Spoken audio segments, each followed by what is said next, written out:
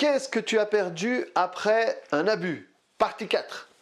Quand on est violenté sexuellement, quelle que soit la forme, abus, attouchement ou viol, on laisse quelque chose dans cet événement. Ou alors on nous prend quelque chose. Utilise la formule qui te convient le mieux. Et cette semaine, je vais te parler des différentes attitudes qui changent après ce genre de traumatisme.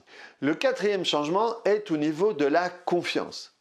La perte de confiance va être encore plus grande quand tu te fais abuser par quelqu'un en qui tu avais confiance et qui a utilisé cette confiance que tu avais en lui pour t'attirer dans ses filets.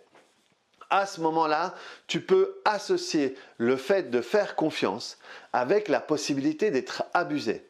Alors à ce moment-là, faire confiance devient carrément un danger. C'est associé à la notion de danger. Ensuite, il y a le fait que quand tu te fais abuser, la première chose que tu veux, c'est éviter que ça recommence, bien sûr. Et pour ça, il faut éviter de te faire avoir une deuxième fois. Alors, tu vas commencer à scruter l'autre pour pouvoir réagir à temps. Et c'est d'une certaine manière une autre manière d'être dans la non-confiance. Et ici, je ne dis pas est-ce que c'est bien ou est-ce que c'est pas bien. Je t'explique juste un phénomène. Et le truc, c'est que vivre dans cet état, c'est vivre dans un état d'alerte constant. Et c'est usant, c'est crevant. Surtout qu'à ce moment-là, je ne vis pas dans la réalité de ce moment-là, parce que pas tout le monde veut abuser de moi, je ne suis pas constamment en danger, mais à ce moment-là, je vis dans mon passé et dans cet espace-temps de ce que j'ai vécu. Et c'est ça qui me bloque.